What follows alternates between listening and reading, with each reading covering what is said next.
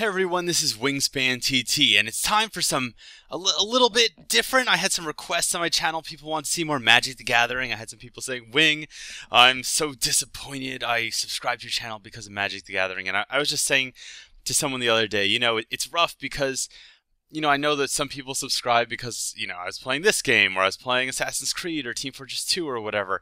And I really just can't mystically play the exact games everyone wants, but, I get a good mix in there, get the, everyone gets a little bit of what they want. I get to play the games I want, and ultimately that's what prevents me from committing suicide.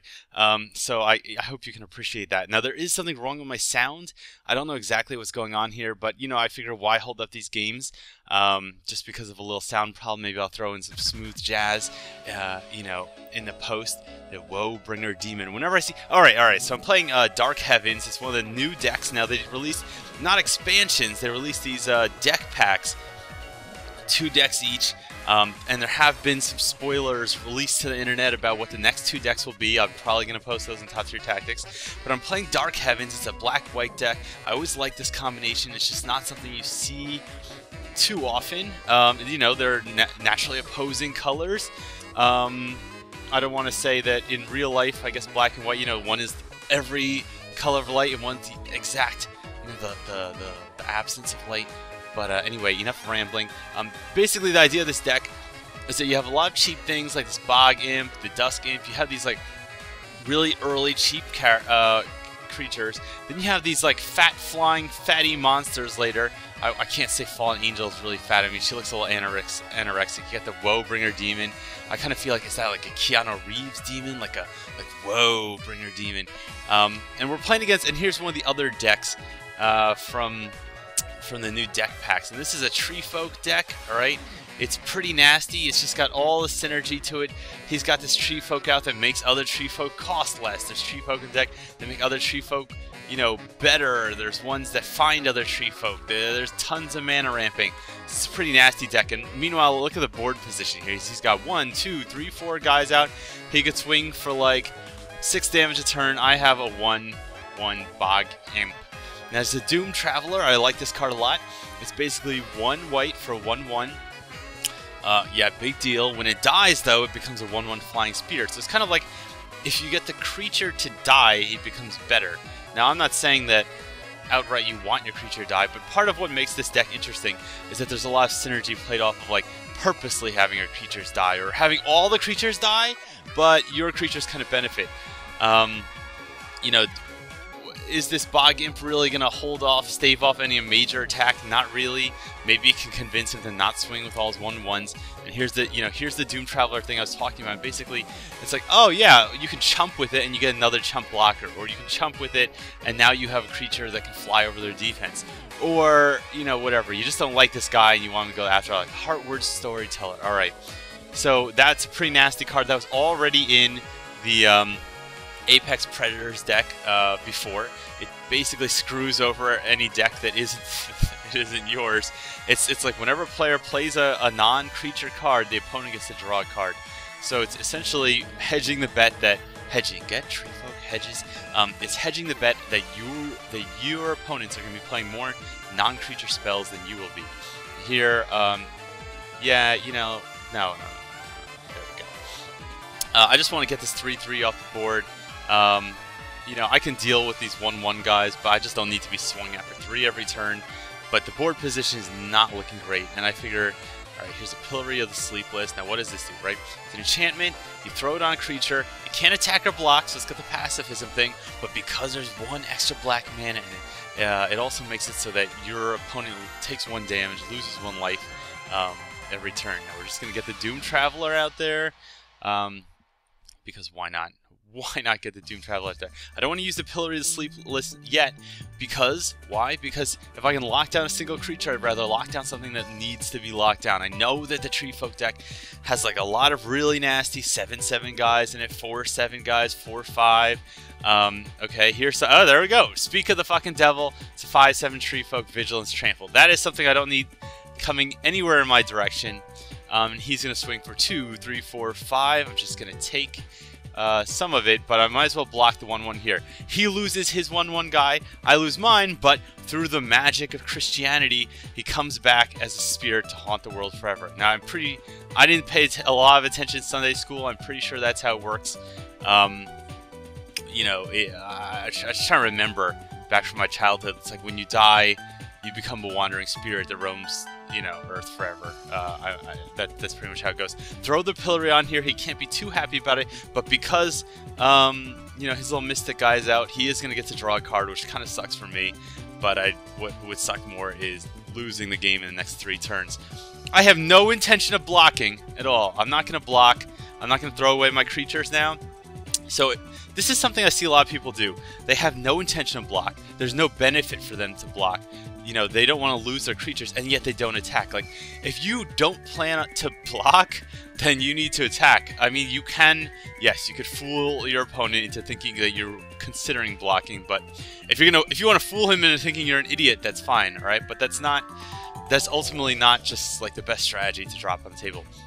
So I swing for 2. He's gonna swing back for 4. It's not worth chump blocking. Like, if you're gonna chump block with your 1/1s, you want to block something that's not like that wasn't gonna do 1 damage. What the fuck? Primal Bellow. Target creature gets... Oh shit. Alright, great. Great. That's great. Okay, so this is gonna hurt. Alright, wow. Alright, so maybe I should have left 1 guy. Maybe I should have left 1 guy untapped. 9, 10, 11 damage. Down from 14, but I have Obnixilis. I can never pronounce this guy's name. The Fallen.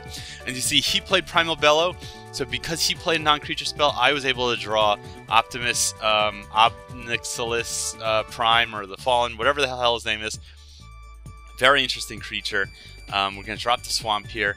Now, I need something that's going to, like, stop the damage, alright? Now, I need to get 3/3 on the board, so that it will basically deter him from attacking. I need, you know, so I have the Fallen Angel here, very interesting card. You could sacrifice any other creatures to make her bigger.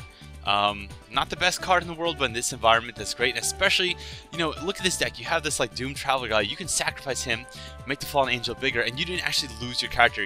You replace him with a better 1/1. So I'm gonna drop her on the board because if she needs to, you know, if she plays another trick where I block and they pump it up, all right, then I can sack these other creatures. For massive damage. He takes another turn again. Another damage his turn from the Pillory of the Sleepless. Alright, so things have stabilized. He has 0 cards in hand, so there's no threats on the board. He's not going to attack with his guys, because basically... Okay, oh, I was wrong. He is going to attack with them. We have the 3/3 here. You know, might as well get rid of this guy. I don't need to be giving him free draws every turn. And some people would be like, oh, you know, Wing, I'm going to chump block these... You know, it's just so important that I chump these 1/3s. You know, this is really hard consideration. Like, do you chump them or not? Do you take the damage? Do you want to go down from 3 life to 1 life? In this case, you know, I just don't want to see what's going to happen here, right? Now, I'm like, all right, if I chump now, I get to stay at 3 life. I get this wall in play. Well, because I have the imp, all right? So you have this Cadaver Imp, okay? I can get my creature back. Chumping's not a big deal. I get a new chump blocker, okay? I can bring back the Doom Traveler if I want. Who, you know, I can bring back the Dusk Imp, the Doom Traveler, the Bog Imp. Personally, though, I think the Doom Traveler is the best choice. You have this chump blocker you could drop on the ground. I can sacrifice him if I need to the Fallen Angel. I want to get this wall up. This is going to deter attacks even more. So, what does the wall do? It's basically... If they attack into the wall, then you gain life. So it's kind of like he attacks with 2 1/1s. Even if you could only block one of them, basically the attack does nothing. And the Wall of Life is definitely better than the Wall of Souls because it does a better job as a wall. The other Wall of Souls is like 1/1 black. If they whatever damage it takes, your opponent takes that damage back. Like kind of deals the damage back to them. All right. You know, I could attack. I don't know. I'm just feeling a little nervous that I'm just not that familiar with these decks. I don't know what's in his deck, if he can give one of his guys some giant trampling power or something like that. Ambassador Oak, not to be confused with Professor Oak, no relation, but it's a 3/3. He gets a little 1/1 token in there. Alright, so the board is getting a little crowded. But again, I have the Wall of Souls, so even if he attacked at the 3/3, if I block with the Wall of Souls, alright, I gain 3 life back. All the other 1 power guys attacking does nothing. Now here's a mistake I also see now. I drew a land. Don't just play the land. Think about it, for fuck's sake. Alright, Woebringer Demon. Generally, you should play that when you have more creatures than they do. But Nixilis the Fallen. 3 and 2 black, 3/3. Whenever you play a land, your opponent loses 3 life and he gets +3/+3. I don't know how that's not broken, but fine. Alright, so I instead of just playing the land as soon as I drew it, you had the 5 land out, then I play Nixilis. I have no clue how to say his name. And then I drop in the land so that he loses 3 life. He's down 12. I have a 6/6 on the board. All these other fun guys. So the board position is just looking a lot better now. So I have a lot of options, right? I can sacrifice creatures to the Fallen Angel, all right? I can just stomp on through Nixilis, Nixie Man. All right. See, and here's another strategic consideration, I would say. If I were Rakdos right here, I'm not saying Rakdos is a bad player. He hasn't really made any terrible decisions so far. I just would not play that land, all right? Now, I'm going to play the land because I get a benefit out of it. He loses 3 life, and Abi Boy becomes 9/9. But if you have 8 lands in play, you have no cards in hand, all right? When you draw another land, don't play the land, because now I know he has nothing in his hand. If he was holding that, I might think, oh, geez, maybe he has one of those other instants that makes his guy like a 10/10. Now, the only reason I'm playing all my creatures is because I need to win the round. I want to win the round this attack, right? I'm going to fly in for a 3/3. As far as I know, he can't stop it. Swing with for no reason. Swing with all these flyers. He has no tricks, though. He has no cards in his hand. If he still had the flyers in his hand, I would know. But instead, he's got his face in his hands because he just lost at Duels of the Planeswalkers 2012. Everyone, I'm Wingspan TT. I hope you enjoyed this video despite the little sound glitch.